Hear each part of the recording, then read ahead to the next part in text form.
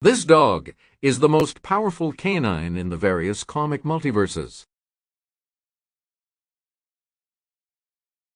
Sorry. No, the correct answer is who is Gizmo. I think they had to just, it's with all the noise going out, we live in a different world now. This America is different, and it was like a cancel culture kind of a thing. So they're reviewing it. Marge, it's making my eyes better, and it's legal. I could walk up to the president and blow smoke in his stupid monkey face, and he'd just have to sit there grooving on it.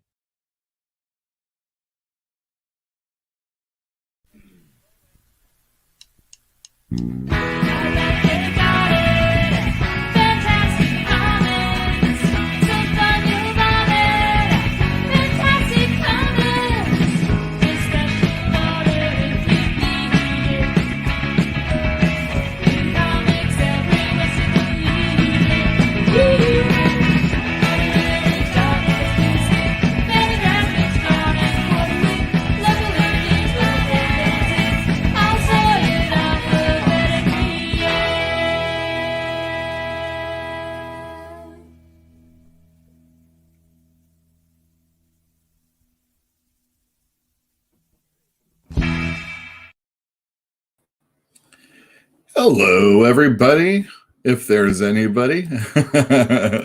Welcome to Fantastic Comics Presents number 67. It doesn't matter if you're live or if you're watching this after the fact. I know you have many choices of comic book YouTubery to choose from, and the fact that you even just spend a few minutes with me really makes my day. If you are inclined to stick around, you will talk with me and a guest of my choosing in chat or maybe in comments afterwards about some of the silliness that goes on with comics, and maybe a deeper discussion about the author and the person who puts the work out there that we consume. For those of you that don't know, Fantastic Comics isn't just a YouTube show. It's also a physical store. You can go in and buy comic books, all sorts of comic books. I'm stocking all sorts of things like, back issues, new issues, Marvel, DC, Oni, Boom, of course, Boom, and others. I like Fantagraphics quite a bit. They put out Love and Rockets, and soon The Red Room by Ed Piskor is going to be coming out. I ordered a whole bunch of those, so you should definitely check those out. New Comic Day is usually Wednesday, unless you're talking about DC Comics. And then those are on Tuesdays. And there were some really good comics that came out this week, and I'm going to share those with you also. If we have time, we'll also do a review or two. Tonight, we are going to, let's see, tonight's show. There you go, tonight's show. We're going to talk about New Comic Book Day, fantasy reviews, comic books, of course, and topic. That's what's going to be going on. But if you are interested in throwing, your money away for nothing, you can check out our Patreon store or page. I do have an interview there with a person that I'm not going to name, although I probably should. And this experiment was stupid, and I'm going to probably do normal things from here on out. But it's a really good one, and if you put any money towards our Patreon page, that will open up for you. And I would really appreciate it. Come in and say hi. And if you want a little teaser of what that interview is like, check out the video that I put out called Whose Chopper Is This? I got a copyright strike for it, but I'm under 1,000 subscribers and I'm not monetized, so it really doesn't matter. Let's be free and loose with all of other people's products out there, because after all, it ain't theirs afterwards, is it? It's some company that owns it, some conglomerate that's just going to squeeze its soul dry, and when they finally have squeezed it so much, they're just going to repackage it and squeeze it out even more and add on to it with many different variant covers. Oh, I'm talking about comic books. Yeah. So that's what this is all about. It's a crazy show about a guy that owns a comic store in Berkeley, California. That's me, Yule. Actually, this is me. This is me. Hey, I'm Yule. And we'll get to that in a second. But I'm really happy that you're all here. And you know what? I'm going to prove it by showing you, again, someone else's material that I clipped on my own. Sup? Sup? Sup? Sup? Sup? Hello. What's up? What's up? And let's see, Courtney. Hey, Yule, how are you? I'm fine. I made it back on the other side from watching Monday Night Raw last night. I didn't finish the main event. That's what happens. Brick and mortar. Are you crazy? It's a very small shop, and the rent is very doable. In fact, sometimes I don't even have to do it. So yes, brick and mortar. And you can actually come in the store and take a look at stuff. Unfortunately, it is so small that even with California opening up the way it is, oh my gosh, we're at our lowest tier in years, it feels like, or ever. You still could only fit like 2 or 3 people in the store. It's a real small cigar-shaped store, but I do have it downstairs, and when it's cleaned out, I have back issues you can rummage through, and it's really awesome. And I'm also putting stuff online, and if you go to fantasticcomics.com, it will take you to our website, our Shopify store. ATN Caruso, yeah, Ed Piscor. Ed Piscor. If you say Ed Piss, or if you read the closed captioning of cartoonist Kayfabe, when he introduces himself as Ed Piscor, it says Ed Piss Gore. Eric D, what is up? Not interviewed. IWK83, how is it going, buddy? Let me see. Hell, geez, it's all over the. All right. Got everybody in here. Jill's here. She's in the other room. Must have finished that phone call. And then Fantinuum's here. Excellent. Why don't we introduce you to the guest of the hour of the show? Etienne, how's it going, buddy? Hey. Surprise. Oh, I'm sorry. It's Blab. Oh, yeah. I didn't change that. He's Blab because if you go to Sci-Fi Fantasy Read Along on any podcast network out there, like Spotify, Stitcher? I lose track, actually. There are so many. You can, or YouTube, you can watch a blank screen and comment and thumbs up over there also. Yeah, you could do that. You are the other part of Gab and Blab. You are Blab. Gab is Jill. I like to call her Gab, yeah, but it's whatever. Whatever. Whoever Gab and Blab are. It's more fun that way. What are you in the process of reading along right now? Wizard of Earthsea by Ursula Le Guin. Okay. It's real good. Is it? Yeah, it's really good. She's top tier. She's definitely top tier. Like top tier. Oh yeah. You remember? There was a time when we were having our conversation about Steven Erikson, and you casually said that he was the best ever, and I was like, I can think of a couple, right? And I regret saying this because he is really, really good, but she is better. Better. Oh yeah, definitely. Like just with language alone, yes. Ability to craft a story, I don't really know, but like her language, far nicer for me. I mean, I just really, really appreciate her. I think she's got some talent. It's too bad she's dead. Yeah. Showed some spunk, kid. Way to go. Is this book? I was on Fantastic Comics Twitter page, and I was reading some things people were writing. Mhm. And one of the things I saw posted was somebody talking about Ursula K. Le Guin and her The human.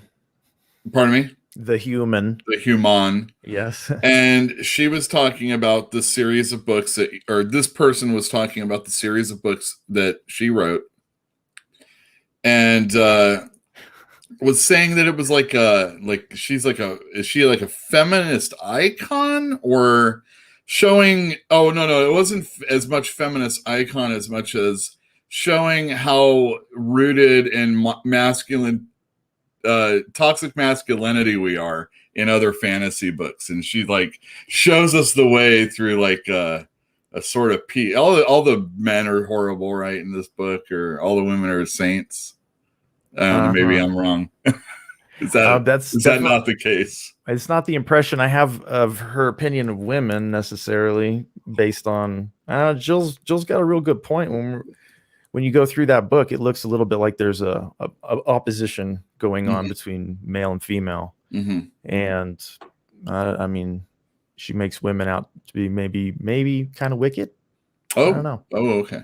At least in this book. It was just, it felt like it was like there's like some comparison between her books and maybe like Tolkien or something. I'm talking out my ass. I don't know anything about it. Don't know. All I know is that I read her sci-fi book, The Left Hand of Darkness, a long time, and I was kind of like, this is sociological. And then I kind of just put it down. Well, I finished it, but I put it away and didn't think too much of it. But I think I was just too young to read her at the time.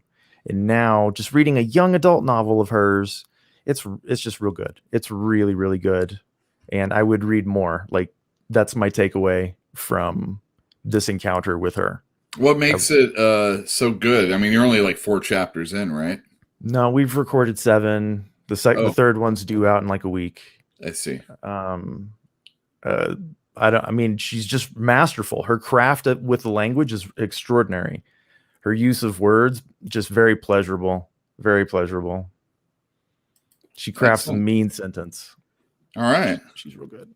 Excellent. I'm really glad to hear that. Yeah, me too. After that fiasco of a book before that. What was the fiasco? I don't know. Maybe Foundation. No. Wait, that was a fiasco? That book is so poorly written. It is so poorly written. I thought you were talking about the previous Gab and Blab book that you guys worked on. No, I actually looked back on that with joy now, because it was such a bad book and it was so fun to tear it apart. Like when I think about it, it's like, that book is garbage. Don't read this book. But I don't really want to go that harsh on it. It was fun. It was fun. I had fun. It was amusing. I recommend everybody go to You Murdered That Guy's YouTube channel and subscribe. It has some pretty there's some pretty good videos over there, comic book related. And you like comic books. No, this is good. This is I don't know, trippy isn't the right word, but let's say metaphysical. Okay. Somewhat. And it's great because it's taking parts of comic books and examining them in a way that's magical. So yeah, I recommend You Murdered That Guy. Go after this show. Because we have lots to talk about. Just open a new tab. Or you could do that. Yeah. I mean, you could do it that way. Just open a new tab. Yeah, just open a new tab. All right, what am I looking for here? I don't know. New banner. Okay. So again, tonight's show. Hey, quick question before you go. Where did you find that Charles Burns that you showed me a picture of. In my basement, in the store's basement. You didn't know you had it? Probably I knew I had it. I mean, what do you mean, probably? All right, case in point. We're going to talk. All right, going to talk about store stuff, everybody. This is a comic book store conversation. Had a person come in towards the end of the end of the show today, wanted to sell some comic books, and we're like, yeah, we're Tuesday through Saturday. Come on in. We're take a look at anything. Came in from Vallejo, so they rushed on over. Okay. And showed us 3 boxes, one mostly tubs, not boxes. Uh-huh. And the comics are in bags and boards mostly, and they're piled up all over inside. They're in tubs, yeah. And every single book is like thrashed. Either they have like it's either very worn or it's like missing pieces of the cover. If all of those would have been mint condition, maybe I would have offered like a couple $100. Oh, that's generous. Yeah. So they're really not that great. Yeah. I mean, I would maybe find one that was like, oh, this will give me $50. Maybe the other one will also, but not all of them. So I told them that, this would be like all my dollar bin fodder for the rest of the year. I wouldn't need any more. Take them to half price books. I also talked about half price books and how you could do that, and they buy anything. They do. If Jeff was here, he probably wouldn't be saying that exactly. Wow. Take it somewhere else. But I was like, any one of these books, if it was in, I said I could go in these bins, anyone, blindly, just pick up a book. And I did actually. And I said, regardless of how much that book would be worth, it would be at the lowest end of the scale, regardless of what and that's any book I pull out of here. Boom. Because of condition. So I'm like, maybe you can bundle these up and sell them in lots of $5 or something and make some money. Firewood. Do that. Yeah, exactly. But so as far as, where did I get that Charles Burns? And if you follow Fantastic Comics on Instagram, I think, oh no, I didn't post that one yet. I was going to let ATN see it first and see if he drooled enough to want it. Do you see this? Do you see this crap? See this back here? I don't know that I can do better than that with my Charles Burns collection. Right. I feel like it's my Charles Burns collection is done growing. Mm-hmm. It's reached its peak. He'll be some obscure guy in the future, and my paltry collection will still be in good shape. Yeah. Charles Burns is an excellent artist. He's fantastic. His Altoid ads are the best. We've talked about it before. Black Hole was a mind-blowing thing for me. Like it was beautiful. I didn't know what was going on. And it happened right as I was moving out here or there where you are. It was like I had the first issue or two, and then I moved to California and I was trying to track down one. It's whatever. It's locked in my brain. Charles Burns. He's real cool. Charles Burns. And if I remember correctly, and this will kind of tie into to our conversation later,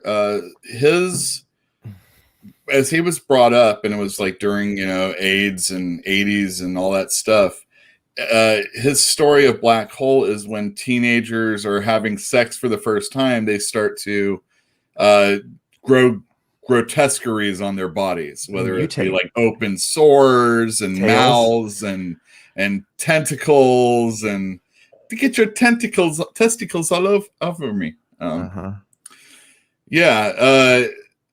Right. And that was like supposed to play into the whole, kind of be a metaphor for like AIDS and how the whole scare was. And if you were to have sex with someone that, maybe it was also a little bit of being brought up and being like,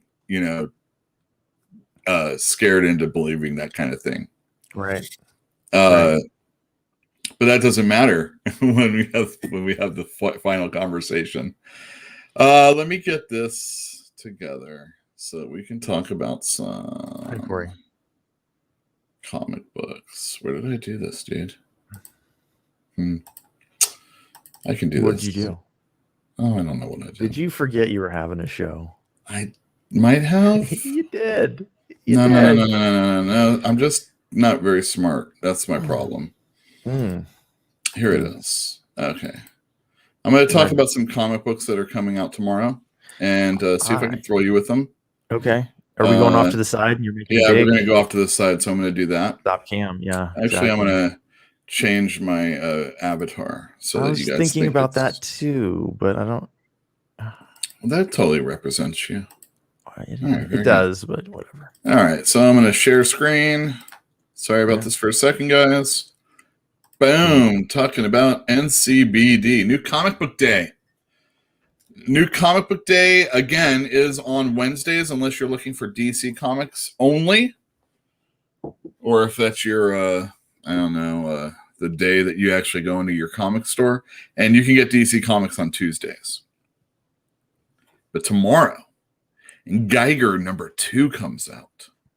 I'm sure there will be a whole host of other covers, but yeah, this is pretty cool. It's written by Jeff Johns and Gary Frank, and it's about a post-apocalyptic superhero who is a tortured guy that actually experienced the blast outside of his family's bunker. They didn't let him in? No, there were other neighbors that had a gun, and they were like, hey, dude, let us in. Get your family out of there. And he's like, you know, F you. And he's there with his dog, and he's like, hey, family, shut this door behind me. And they shoot the dog, and then he covers up the dog, and then the blast comes. And then later on, this superhero that's like radioactive has this like 2-headed dog. And yeah, it's pretty cool. Awesome. The next issue of Grendel Devil's Odyssey comes out. I have every back issue if you are a fan of Matt Wagner like myself. And look, his son's coloring it also. You would be well served to pick this book up. It's all about this Grendel Prime going to other Earth or to other planets to try and continue our species in the far, far future. Heroes Reborn #2 comes out. This is a 7-issue weekly miniseries that's taking place in the absence of the Avengers issue, which would only be, you know, like 1 issue. And this is like a different Earth where the Squadron Supreme are basically taking the place for the Avengers. Although there's never been an Avengers, Captain America's never been taken out of ice back in the day. And there's a lot of characters that are amalgamations or mixes of other characters. So if you like a sort of what if in the real universe, although that real universe has changed, and by the end of the story, I'm sure everything's going to go pretty much back to normal. Check this out. Oh yeah, Dale Keown's doing the art too. He's a pretty popular Hulk artist, so that should be cool. Silver Coin comes out from Image Comics. This is a rotating writer miniseries with art by this guy named Michael Walsh. And it's all about this silver coin that gets passed from person to person, and you see its story. It's a horror-based book, and I'm sure like nobody has a happy ending at the end. But this one's written by Kelly Thompson, and she's done some pretty good X books over at Marvel. She also does, I think, Black Cat and other things. Spider-Man Spider's Shadow is a 5-issue What If miniseries. You can see it up in the right-hand corner of that picture. It is what if Spider-Man never got rid of the symbiote costume, and everybody that read Spider-Man back in the day knows that the symbiote was taking him out on nighttime jaunts, and Peter Parker would be, you know, tired in the morning, and he got rid of the suit. But this story, you know, he keeps the suit, and well, this is a shocking cover of Mary Jane fending for herself as the Venom Peter Parker is coming through. Chip Zdarsky writes it. It's not a gun. It's not a gun, so it's okay. Did you hear about all the gun shootings that happened this last week? No, what happened? Do you really want to tell me? Can you believe that Colorado Springs had a gun shooting? That people got, I think it was Colorado Springs. I shouldn't defame that place. But yeah, Colorado. It was like 7 people. One of them was the gunman, Okay. So. And it was a domestic dispute or something. I heard that in Russia there was a mass murder, like 9 people died. I heard something like that too. That's crazy because they don't have like, This is the first one I've heard of. Oh, that's an American capitalist thing that happens. We would never do that to Russia. I don't know, man. Like, I wonder. Exactly. This storyline's going on, and they need a giant-sized Amazing Spider-Man to make it happen. Nick Spencer, the writer of Amazing Spider-Man, is doing it, and it continues from the Amazing Spider-Man series you may or may not be reading. You should read it. It's really good. And I have all the issues that precede it, so come on in and get some Spider-Man. Usually it has pretty good artwork, and yeah, it's been a pretty good story. Boomerang's in it, and a whole bunch of other heroes like Luke Cage. All right, here we go. I read the War of the Bounty Hunters Alpha one-shot, which is Boba Fett taking Han Solo's carbonite frozen body to Jabba the Hutt, but he has to make a side trip on another planet because the carbonite process is failing. So in order to get the money, well, he doesn't really need the money. What he's trying to do is kill this woman who killed this other dude who was the partner of the guy that's going to fix the carbonite. He wants Boba Fett to kill this lady. And he goes in this contest and fights up the ranks, and eventually he fights her, and it's a pretty awesome fight. And I don't know if you know about Boba Fett, but he doesn't disappear until that whole Sarlacc pit thing later on in the next movie. So he lives. But he loses Han Solo's body, and he's never going to get him again. And if you're scared about finding out what's going to happen, you need to read War of the Bounty Hunters. But before that, there's a prelude. And our heroes in Star Wars are going to hunt for Han Solo. Whew. Anyway, that Alpha issue was beautifully rendered by Steve McNiven. And it was a pretty fun story if you like Star Wars. And Boba Fett. Superman 31 came out today. It was awesome. I liked it. It's continuing the story that's going on. It's basically leading to Future State, where Superman leaves Earth and goes to Warworld, and John Kent takes over the Superman title. Now, he doesn't take it over. He ends it and starts it over again. Who isn't excited for that? X-Corp comes out. That's all I'm going to say about that. 1 milligram. 1 mig. Any of those strike your fancy? Well, Yule, No. Not particularly, although I was very interested by your description of the Star Wars book. Yeah. As though you'd put some thought into that. Off the top of my head, as I remembered what happened. Yeah. Just boom. Yeah, look at that. You liked that book. No, not at all. I mean, I did. It's really hard to review a comic, everybody out there, as a store owner. That was a review. That was as close to a review as you can get. Yeah. You know? I like the artwork. You know, the artwork was very good. If you don't at least have good artwork for the amount of money that you're paying for a comic book these days, there better be another reason why you're buying that comic. Yeah. Excellent story. Something that's thought-provoking, something you're going to want to read later on down the line, something that's disposable. You know, for some people, comics are read it, get rid of it.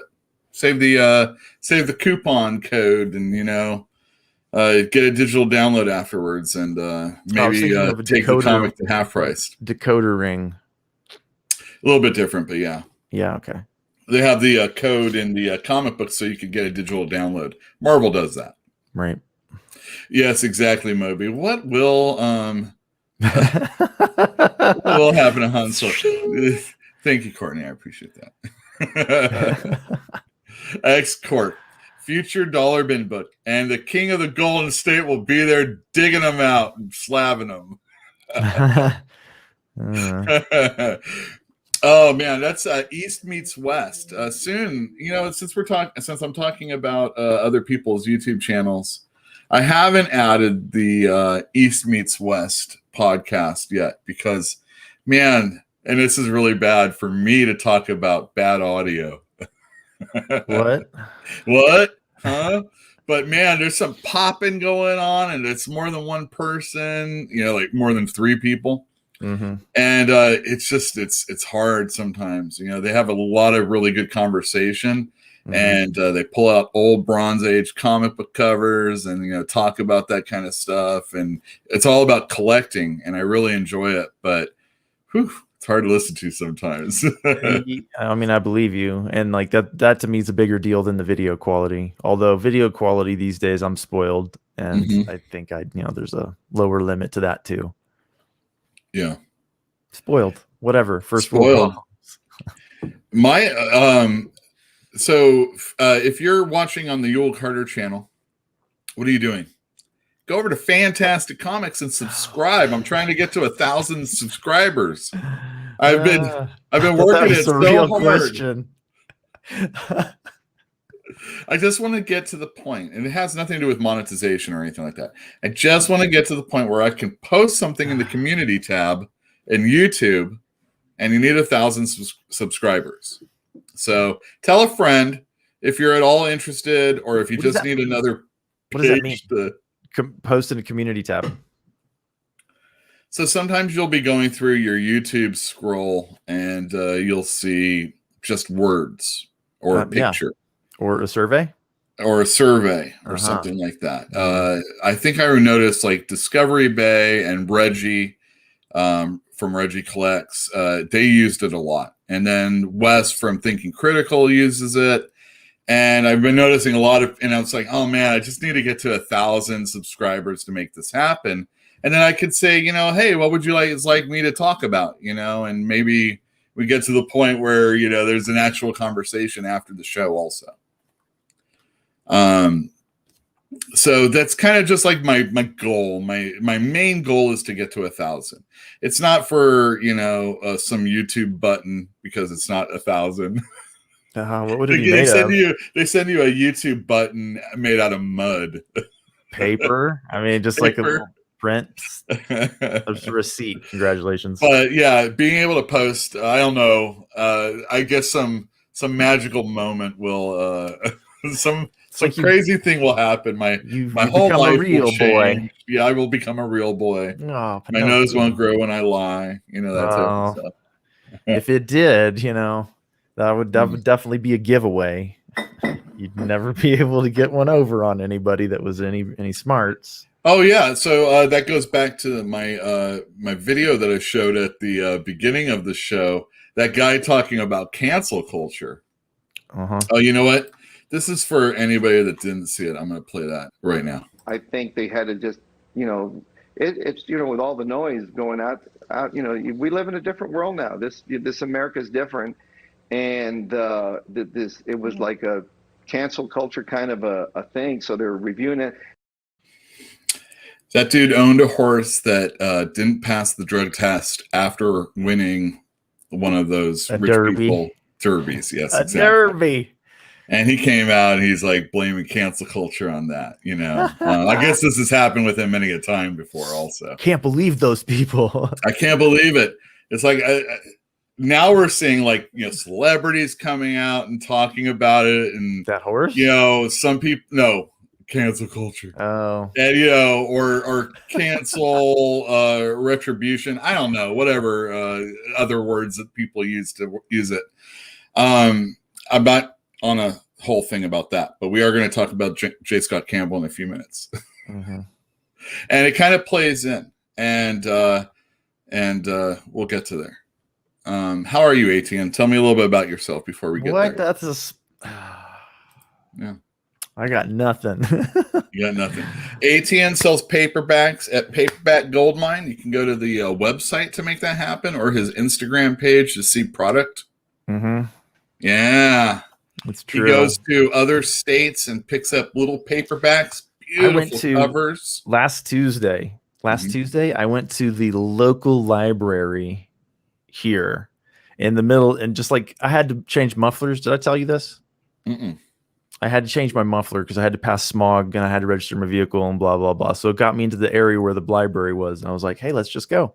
So I did. And I ended up taking a whole bunch of books out of there. Some really, really good stuff. And they were like $0.25. It was amazing. It was amazing. And I mean, I in the first day or two, I sold back everything I paid. I made that quarterback so fast, let me tell you. I paid like $44 for, I don't know, 2.5 bags. Paper bags full of paperbacks. Mm-hmm. Couple of trades as well. It's really hard for me to pass up on Anna Karenina and a like good, clean trade paperback edition. On just it's such a good book. It's such a good book. That's kind of amazing. Are you sometimes actually buying just for the cover of the book? Oh yeah, for sure.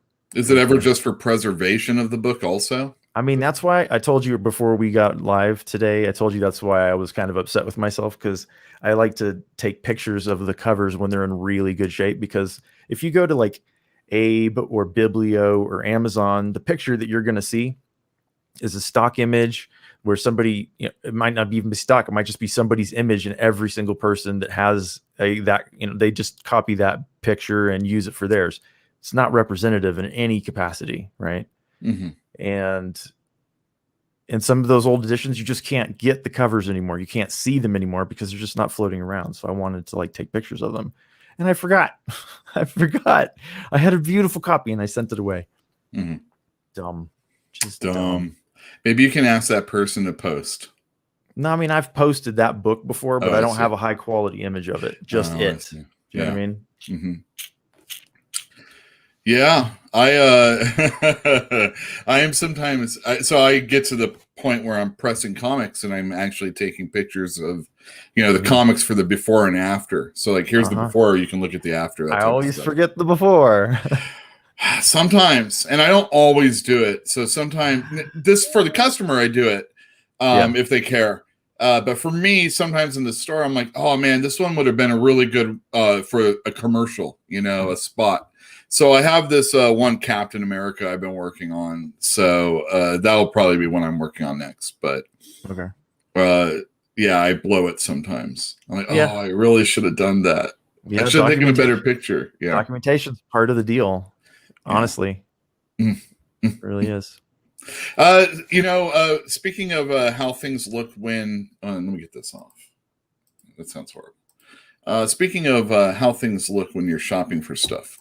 Hey everybody, this is Yule over at Fantastic Comics in Berkeley, California, coming at you to let you know that we have an online store, and if you type fantastic-comics.myshopify.com, you will be directed to our online store where you can see back issues galore. Right now we only have 3 pages up, but we're adding stuff all the time. You can see these Silver Age comics like Captain America, Strange Tales, Batman. There's gonna be a lot more. Let me tell you, there is gonna be a lot more. Way more than the 3 pages you're looking at right now, but gosh, these books are great. And if you didn't know, you can check out what they look like. If you scroll over the book, you can search by title, you can search by price, you can search by age of the comic. So if you want to come on into our online store and support Fantastic Comics, maybe you haven't been here in a while, we've got all sorts of stuff you haven't seen. Come on in. That's right. Come on in. Yeah. It's 4 pages now. Got Fantastic Four. I've done some more Conan. Are you scanning them in? Taking pictures? What are you doing? Pardon me? Are you scanning them in? Are you taking pictures? What are you doing? So we have our first Patreon purchased item, which was the Caesar machine. We take a picture of it, have the little mat down. See we only do the front and the back cover and the centerfold, unless there's something else that we have to really point out, because you can do the scroll over and pretty much see an imperfection. This stuff is not in a bag or a board, bag or a slab or anything like that. Mhm. So the picture we're taking is pretty true.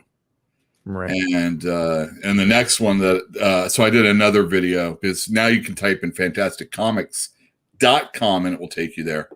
.com. And that's, people are pretty, .com. They're all right with that usually. You were asking about buying stuff. So we made a we screwed up, and we changed our PayPal to a business PayPal now. Okay. And we had already set up our Shopify store. So if you change PayPal to business, because we want to be taxed properly and everything, if you change it to business afterwards, everything screws up.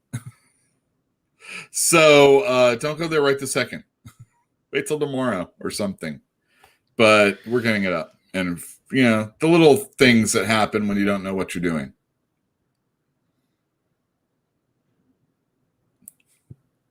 For the first time. Anyway, the store's looking pretty good. And we got 4 pages worth of stuff and a whole lot more coming out. And soon it'll be like X-Men, and X-Men's hot. Fantastic Four is going to get hot. Spider-Man, Miles Morales, that type of stuff. I think we have some stuff up on that for that. So yeah, some really good stuff. Good. And it'll be all over, copper, silver, bronze, whatever the hell the ages are called these days. Sure. Modern, ray gun, whatever it may be. You know who it is that would know? Do we have a Batman 232? And how much? You want to ask Jeff on that. Let's see if he says anything.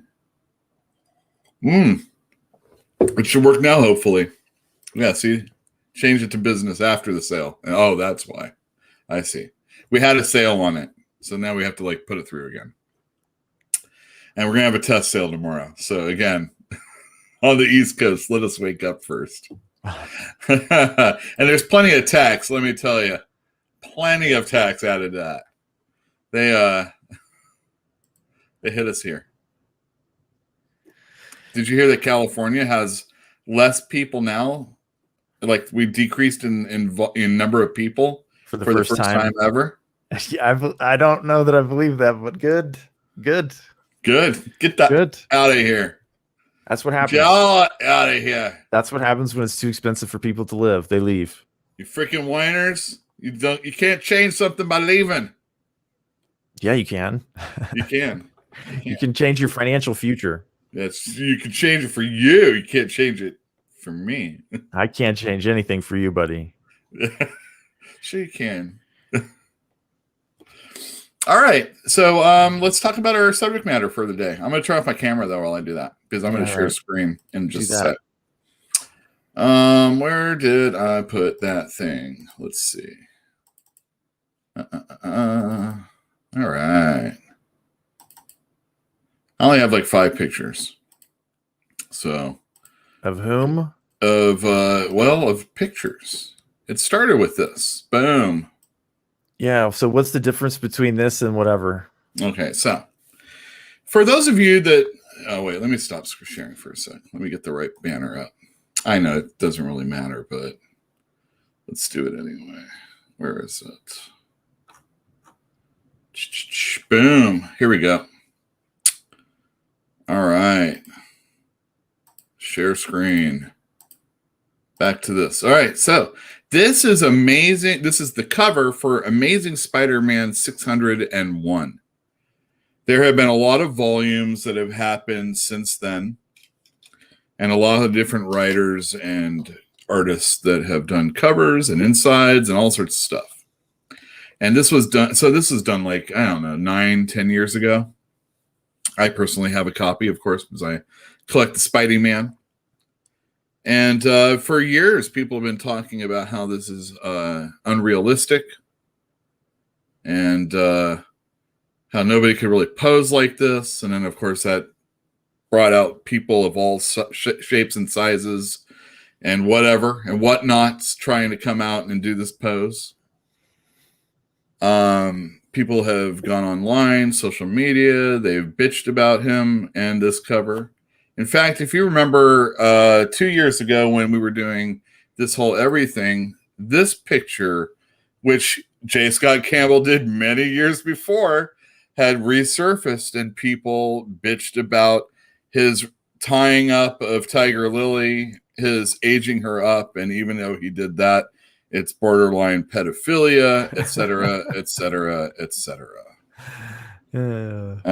We talked about it a little bit, but it's really hard to get you to.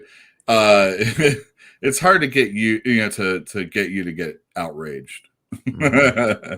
Of course, a lot of people are like, "Oh man, people are only happy if they're desexifying the characters." A complaint that's been lobbied or lobbed at Marvel, many a time. Maybe DC also. A lot of the costumes of characters these days have become, maybe it's not less skimpy, but more able to be reproduced in real life. How's that? And whether or not it was cosplayers that made that happen or it was just the people in comics, I don't know, and I don't really care. It's just one of those things. But J. Scott Campbell gets the brunt of a lot of this hatred. So recently, this person who changed their name, so don't even look it up. It doesn't even matter. Did a post where they talked about fixing J. Scott Campbell's art. Okay. All right. Immediately, the first thing that everybody was upset about was this person coming out and saying, "How dare you think that you and nobody can fix somebody's art?" Okay. I don't know. How do you feel about that? Can a nobody fix somebody's art? I've seen it happen where people give consideration and conversation and sometimes actually go about actually changing the stuff that was produced. How do you feel about that? To what end? Are they making money off of it? Well, they aren't usually making money, but case in point, someone went and in one of the Star Wars movies, I don't know if it was the first or the second one. I'm talking about the new one. Sorry. Let's say it was that Rian Johnson one. It might not have been. And they took out all the scenes of women in it, of instances of women in it. Yeah. So Finn's in it by himself, and Poe isn't getting dressed down by whoever. And I could be wrong. Maybe it's the first movie. So sorry if I get it wrong. But there's a person going and fixing the movie. And of course, people were outraged. How dare you do this? And he's like, well, look, it's 45-minute Star Wars movie's a whole lot better than the original. So that's an example of where people were not happy with it. Now people looked at this and they were not happy with this person suggesting that you take away the shapeliness of a perfect picture that is drawn by J. Scott Campbell. People that wanted to criticize Campbell, oh, you always draw this. They talk about lack of organs. T-shirts don't cling to boobs that way unless they're like soaked. All this other stuff. Funny. I don't know. Maybe the heat from her tea is, doing something. I have no idea. You can't sit in this pose with jeans on like that, and on and on and on. So here we go. We have the fix on the right-hand side. And what do you think about the fix? I prefer the fix. Mm-hmm. Well, you don't like boobs being thrust in your face like the first one? The one on the right's definitely more realistic to my expectations of actual people. Mm-hmm. Now, a lot of the conversation is, hey, this is a comic book. One of the things about comic books is it's a visual medium, more so than almost any other medium, because it's also a book, and that is something where the viewer actually interacts with it. Okay. And we've also seen on, commercials for years, the naked people in ice cubes and cars and, all sorts. The donut isn't really a donut in the commercial. Wow. Milk isn't milk, it's glue. They pull out the best cornflakes to make sure it looks good in that cereal bowl, and it's mashed potatoes underneath or whatever. Now, taking that into consideration, you still like the right side better? I would like to point out that Spider-Man has always been a comic book where there has been a character, usually Spider-Man himself, on the cover in poses that are absolutely impossible and unreal. For sure. So to see her, his girlfriend, on the cover of a Spider-Man issue in a similarly impossible pose, it's not surprising, and I don't see why it's a big deal. Right. Yeah, I mean, I'm not really fighting for anything. I'm just saying these are some of the arguments that are made. Anyway, it really doesn't matter because in there's this episode of Seinfeld, I couldn't get this clip, where he gets heckled by Kramer's girlfriend.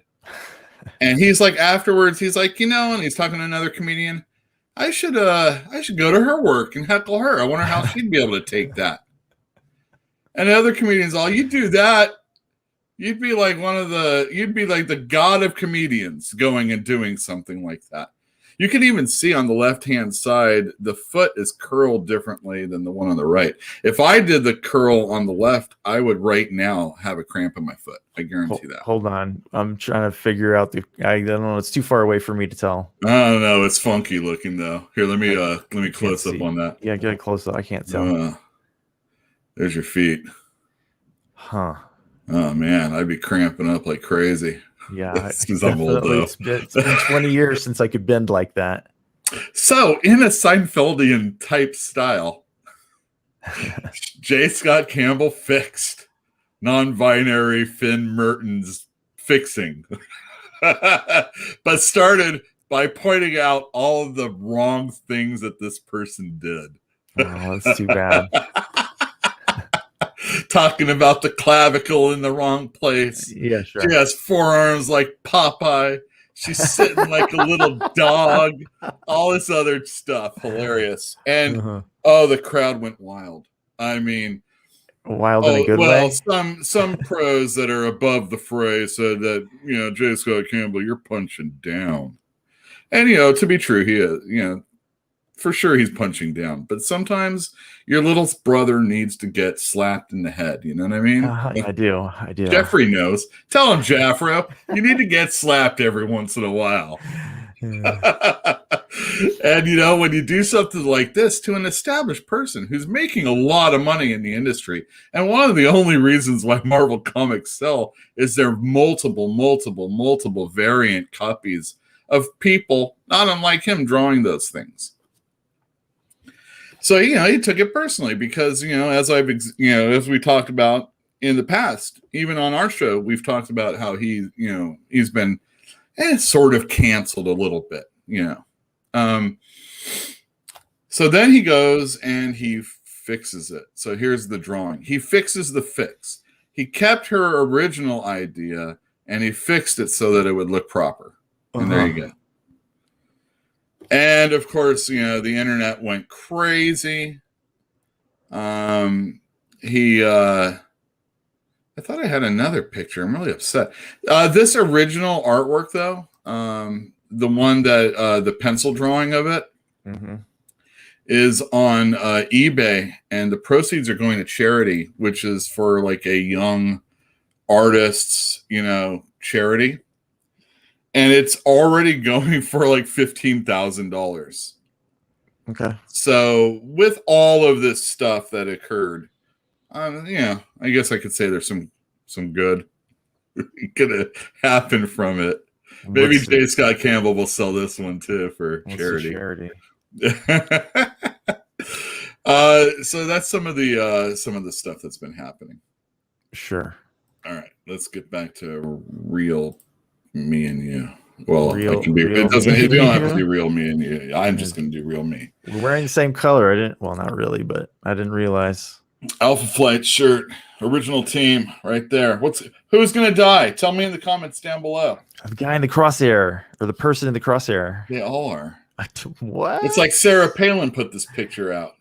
Shooting wolves from helicopters. All right, let's see if anybody said anything about J. Scott Campbell and the ATN is wrong. I agree. I can be wrong. Organs are overrated. I agree. Spider-Man never looks real. She'll be pill. Yeah, That foot was definitely wrong. All right, excellent. He drew hooves. Does style account for nothing? Well, style is very important. Okay. Now, I want to talk about Roland Barthes just a little bit. Don't say the S. He wrote an essay called The Death of the Writer or the Author. I can't remember. Something like that. The Death of the Author. It was in 1968. This is a guy that lived till 80. He's a funny looking guy. I watched this documentary on Hemingway the other day. Is it Ken Burns? Ken Burns, yeah, it's a 3-parter. It's really interesting. It is excellent. He really gets into the head of the guy, and you really see how the author is influenced by his writing, and how his writing is influenced by him. Roland Barthes' whole conversation is about how if writing is going to move forward, the understanding has to be known that, and I'm paraphrasing loosely. Understood. It's like a 7-page essay, and it's like, for writing to continue, we have to realize that it can only do so by its end destination. And the end destination of any writing from the beginning is the viewer, the person reading it. So everything that makes the writer who the writer is that he puts into that book is unimportant. Whether it be song or art, physical art, like a J. Scott Campbell drawing, is unimportant. I also feel a little bit that this is like a really good shield against like cancel culture when you're an artist. I've heard a lot of comedians talking about how, you can't say certain things, right? And I don't think they just necessarily want to go all N-word or anything like that. It's not necessarily that, but everybody is getting pretty sensitive about a lot of stuff these days, and it's always going on. It's always going on. We see censorship in art all the time. Someone getting mad at something and having to defend themselves. But I think ultimately the real shield is Roland Barthes' conversation about how the writer is not to be considered when you're having this. It's you. You have a problem with something. And that's kind of what I think about that. How do you feel? They're alive, and I think it's a mistake for them to interact, really, is what I think. And if they haven't let go of the piece, I think that's the problem, right? Well, I mean, the one thing that exasperates it is social media, of course. Obviously, they live on it. I mean, that's their bread and butter. Like, I don't participate because I couldn't, right? Not because I don't want to. But back in the day, in Hemingway's day, he was a celebrity. Yeah, sure. There are writers, there are actors, there are artists that are celebrities. Yeah. And people, the more that they become fans of these people, want to put possibly too much meaning into stuff that they're putting out there. Like, I'm a big Smiths fan, right? From back in the day. Sure. But the crazy is on you, right? Pardon me? The crazy is on you. Like, if you're going to go crazy about something, it's because you're crazy. Well, I mean, this was a person that was speaking to me at one time in my life. And I took a lot of, meaning in the words that were going on. And when a biography would come out, or when, the liner notes would come out, you would read those and study them and what is this poetry all about? When you get into college and you go into critical thinking, or English 2A or whatever the number it is, 201, you have to dissect people's writings. And a lot of what you do is you take elements of their lives and explain what they're trying to say by putting that in there. But that shouldn't be a consideration, really. I mean, I wouldn't want to strike that bargain with them, right? It's like people justifying careers. Like, how much of this is derived from the education system, where people have to publish, they have to have a dissertation, make something out of nothing. There's an institution behind this to some degree. You can only write so many papers on Shakespeare. Well, they write a lot on Hemingway. You know what I mean? Sure. So did you watch the whole thing, by the way? I did. Is there any mention of Gertrude Stein in there? Oh, yeah. Okay, you can't talk about Hemingway without talking about Gertrude Stein at least a little bit. I want to know more about Gertrude Stein before I want to know more about her. I don't want to know about him. She seems like a person that collected all the art friends. Right. She was literary herself, but let's be real about it. Well, I'm gonna read her. She curious. collected friends. One of the persons I heard that she collected as a friend was Picasso. Yep. And she says to him, I want you to do a painting of me, a portrait of me. And he's all, okay. And he does a portrait of her. And she's all, that looks like nothing like me. And he's all, and I don't remember the length of time, but he says to her, oh, that's what you're going to look like in 5 years or 10 years or whatever the hell it was. And sure as shit, she looks just like that, that type of thing. And wow, what a genius. But Picasso, a perfect example of this. You don't want to put his life into his artwork. You'll probably not enjoy it also, because he's a real piece of shit guy. Yeah. He drove women to insanity, to suicide. He is a true artist. That's what it takes. Well, it's either that or self-destruction. That's I think the Irish way. I feel like it's art, right? And if it's actually art, like, it's not a decision that one person makes, and it's like the collective society or societies choose. Like, this thing is a piece of art, and it gets propagated in that manner. And I don't think cancel culture can stop that. Well, in a way it does, though, sometimes. Like, I don't know, man. Hollywood. Okay, let's give this an example. And I'm just doing this off the top of my head. These are all the things that happen right now. They have, like, the Academy Awards for Best Picture cannot be considered if, and I don't know, maybe Fantinian will know for sure in the chat. It's something like, there has to be a certain percentage of diversity amongst the people that make this movie, whether it be the cast or the crew, or I guess somebody in catering or something like that. It has to be on that screen, that person's name, that type of thing. Or they will not consider it. Well, that doesn't sound very artistic at all. I'm thinking of a movie like Clerks. Not a good movie. Kevin Smith, not necessarily the greatest director or writer, but this is a movie that moved me. It was life-changing at the time. And he could only work with this dumb shits that he was working with. If he had to worry about who he was putting in or who he was casting, it probably would have never got made. If everybody had to be the person, there had to be somebody represented for the people that were being portrayed in the movie.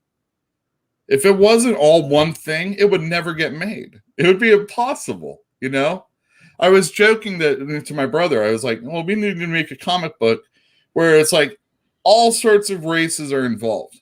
And only the people that are part of that race can be writing and drawing that character in that comic book. And he's all, well, it would never get made. You can never finish that thing. And we have a lot of things where people are like, oh, I think it's questionable whether or not that white male should be writing that character. Whether or not that character is what, I don't know. But I don't know if maybe we just don't really need, if a white male can't write a slave narrative now, a fictional slave narrative, a character that's going to be whisked away into some magical space fantasy land after having been a Civil War slave for like 5 minutes of whatever, a tenth of whatever the entirety of it is. If you can't do that, maybe you just can't write that ever anyway, no matter who you are. Maybe you just can't draw big titties on a comic book cover. Stop it. Wow. Maybe. And heaven forbid if you should say something about it. So let me get into the last person I want to talk about, this guy. I'm listening to three guys who are doing a very intense discussion of, chapter by chapter of Gardens of the Moon. And I think they've done 38 chapters or 38 podcasts now. Whew, we did a lot of podcasts on Gardens of the Moon. We did 24. Whew. Oh, he doesn't even know how many chapters are in his book. No, he's referring to the total number of episodes that we had released at that time. Oh, I see. Okay. And I think he overestimated by a bit. It's all right. It felt like 38. Steven Erikson. Wow, that was pretty awesome that a guy like Steven Erikson knew that we did that. He might not remember my name or yours or the show. Maybe not. Maybe he doesn't even like what we had to say. Well, but wow, that was awesome that it got to his ear at least even a little bit. Sure. And I was happy. It was awesome. And I still have it. And I finally have been able to use that clip. Yay us. Yay us. Steven Erikson is very well known as an author who ain't dead. In fact, he will go into chat rooms and he will go into comment pages of people's YouTube channels and he'll say, hey, and he doesn't use Steven Erikson as his name. He's all, hey, this is Steven Erikson here. And you're kind of like, yeah, right. This is Steven Erikson here. And then all of a sudden, 5 paragraphs. Yeah. And I mean, he's a guy that will tell you that you do not pronounce the name of that character correctly. That race is not pronounced. It's not a hard A. Okay. Silent T. Oh, thanks. I saw a YouTube video. And so there's this whole world called BookTube out there. And for the longest time, it was just ladies talking about YA books. And then all of a sudden, people realized they make books past Harry Potter. And they started talking about them. And they did a lot of the usual stuff. And a lot of times it was fantasy-based or Stephen King-based or that kind of stuff. Horror popular. One of the most popular people that are talked about on BookTube is Steven Erikson and his Malazan series. And I think one of the reasons is that now this very dense, very difficult, very hard series to read is being discussed by people rather than that one person who suggested that book to you. And you finally started picking it up and reading it and are 4 books into a 10-part series, unless you get all the other stuff, and there's a lot. You don't have anybody to talk to. And this stuff is confusing. Or you got to muddle through some Wikipedia page. And there's like, it's worse than Lost episode. You know, that type of thing. Theories and people and reciting. And this is the stuff that happened. And no, you forgot about this and all that other stuff. And that's why it took us so many episodes to talk about just the easiest book of the series. The first, with the least amount of lore in the whole thing. Yeah. Holy cow. So Steven Erikson goes into these places and he talks about them, and that's like, wow, what an amazing wealth of information from the horse's mouth. The font. This is it. I mean, God has spoken. Yeah, for sure. Not if Roland Barthes is correct, though. Steven Erikson should probably keep his trap shut. And there was this one YouTuber, this booktuber, that suggested just that thing. And she got, they call it ratioed, everybody out there. And she got ratioed. She has like 30 likes and 13,000 dislikes or something like that. Wow. It's like ridiculous. All of her videos are thumbs up. By the way, if you like what you're hearing today, hit the thumbs up button. And subscribe to the channel if you haven't already. Let me get that one up. Okay. She got blasted for that, and basically she knew what she was doing. When you start, I'm gonna stop reading Malazan books. What are you fucking?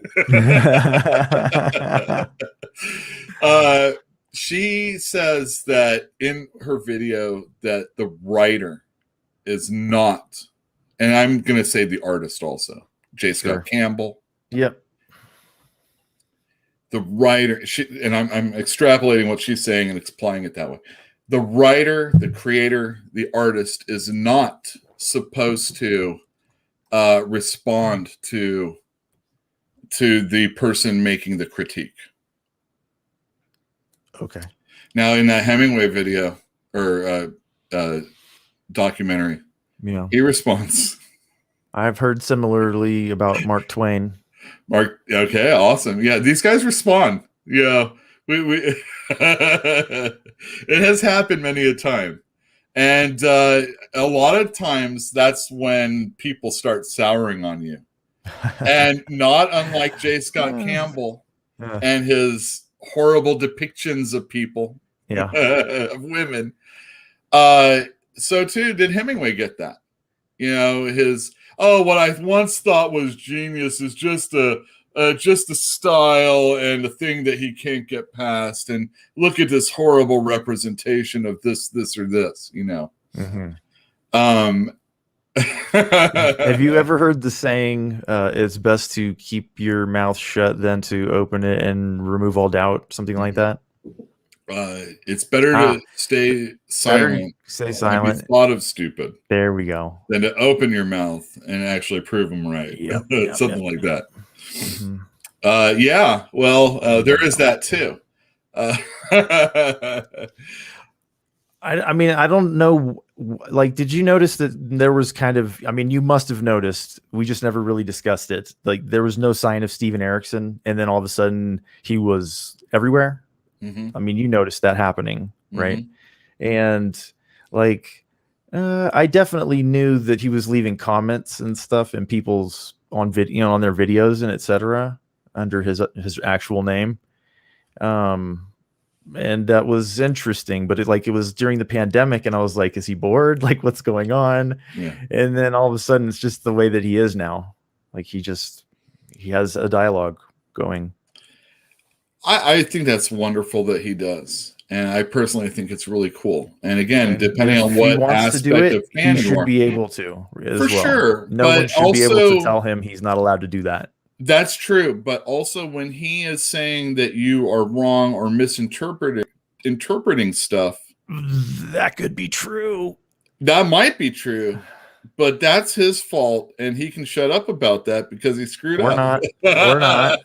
Or not. I mean, free speech is another thing altogether. Yeah, I mean, when you are going in and specifically saying that what someone is thinking is wrong, even if it's the most minute thing, like the way something is pronounced. Yeah. That's like, you got to let go after a while. Like, that is not the way, and I'm just going to say, the way an Inuit looks at snow is not the way you or I do. You know what I mean? Sure, yeah. And that's how I look at it. The color red, I think it's called the Red Barn. That's like the perfect example of a story where you see the red light from the barn is shining in the snow, and the different people that perceive it see it differently. I don't know this example that you're referring to. I think it's called the Red Barn. Anyway, it doesn't matter. I probably butchered that, but that's many years ago. Sorry, guys.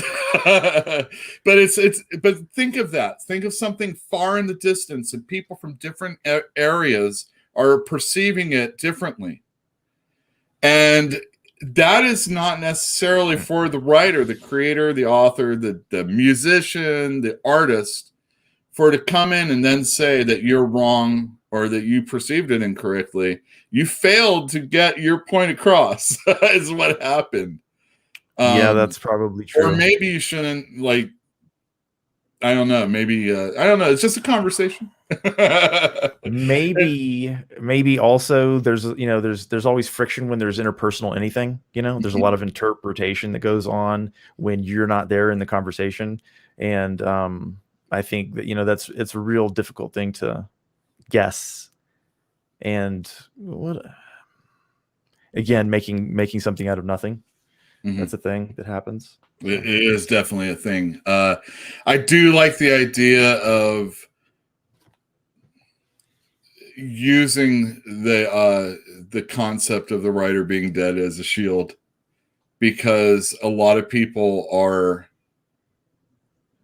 I feel like certain people feel like they can't be creative for perception of how other people are going to, or public perception.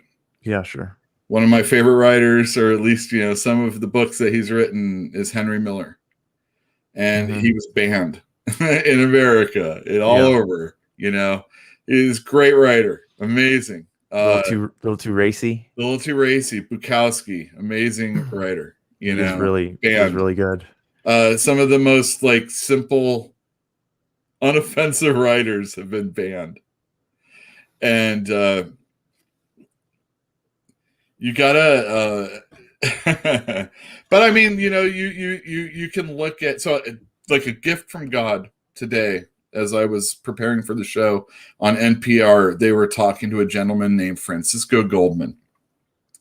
And Francisco Goldman wrote a story recently about a guy named Francisco Goldberg, who's visiting his mother who had a, stroke or something like that. And oh, by the way, this guy's a writer.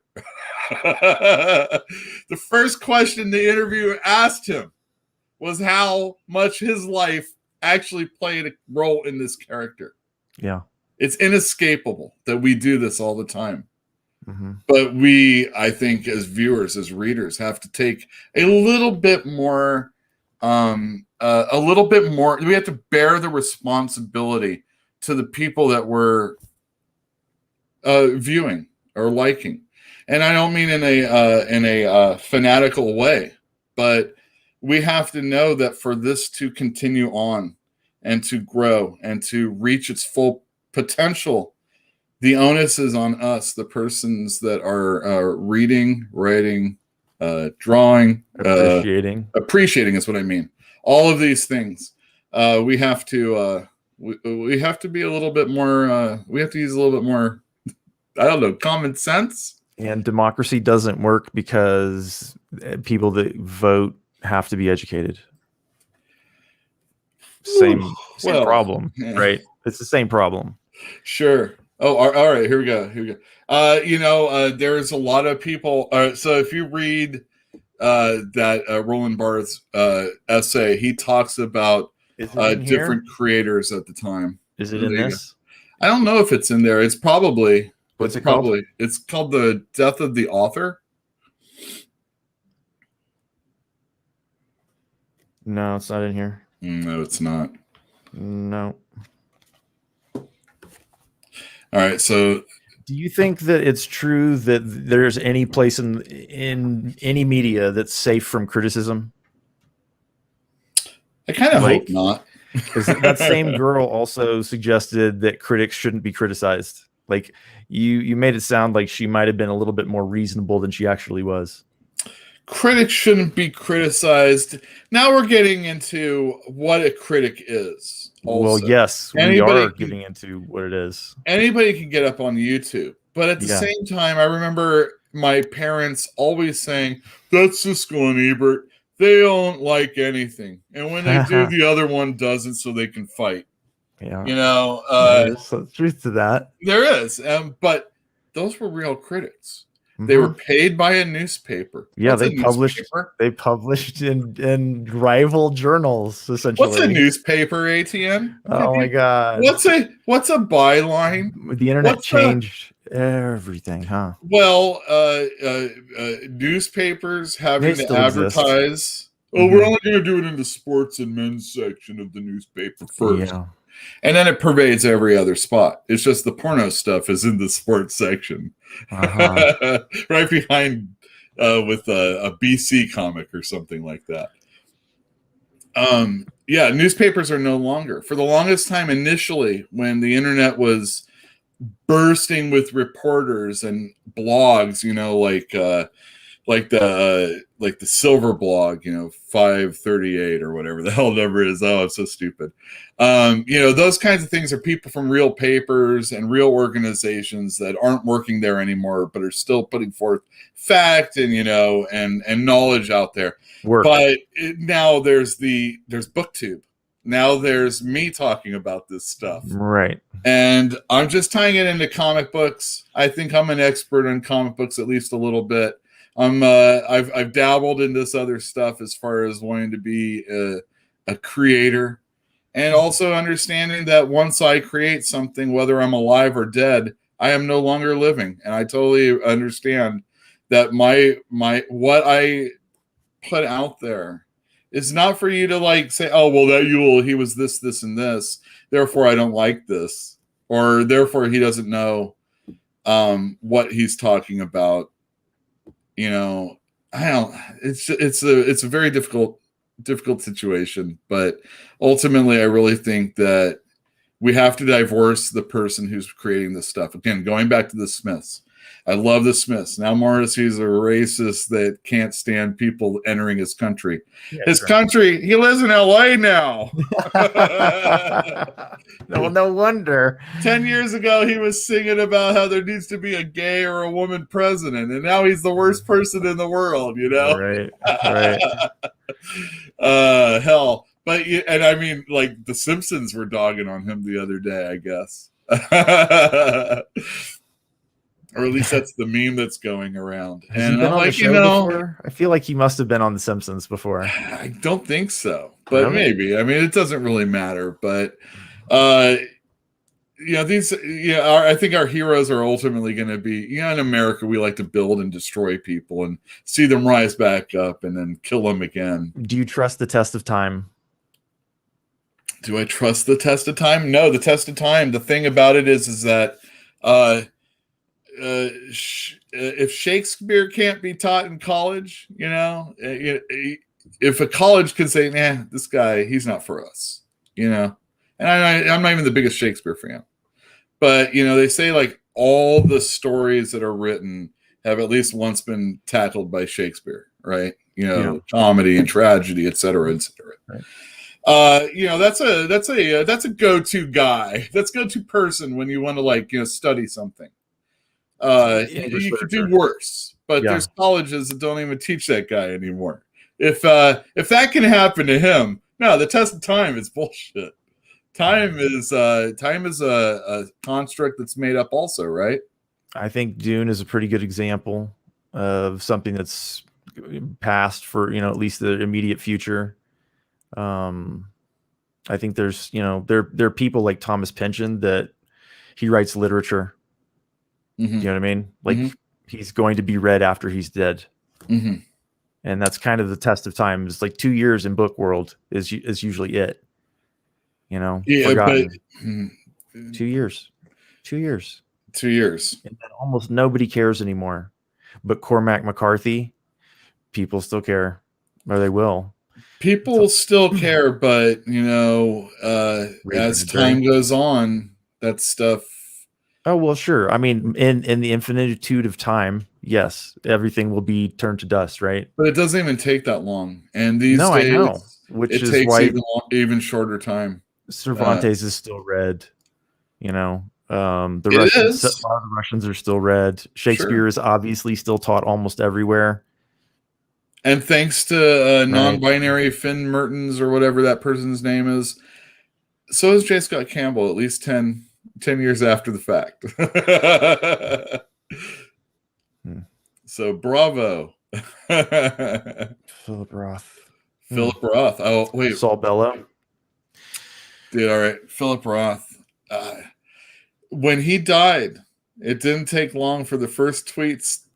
Thank God that old white man's dead. Talking about his bullshit all the goddamn time. And what did your mom say about Philip Roth? Mine? Yeah, your mom. Oh, dude, I have no idea. He only writes about his penis, I think she said. Oh my God. I mean, it must have been a recent conversation. I don't remember that. No, you told me that a while ago. I don't know. I don't Maybe remember. it was another family member. I love it. Sabbath Theater. Excellent book. And I also read The Human Stain, which again is one of those problematic, this guy writing that kind of a book, because it's about a black man who passes as white back in the days when you would say, I do. No, it was during the Clinton days. The story takes place over time, obviously, but what it is it's more of a mystery as you're finding out what this person who's been hiding who they are is their entire life. It's amazing. Right. It's great. Okay. And sex does sell. That's what J. Scott Campbell should always remember. If you It definitely does. we want some clinging to hips, waists, boobs, and men's butts for sure, because he did an outrageous Spider-Man back in the day also. Yeah. You know? a butt you can crack nuts with. And I'm not talking about, walnuts is what I'm talking about. ATN. Yeah. Let me do this one. Wrong one.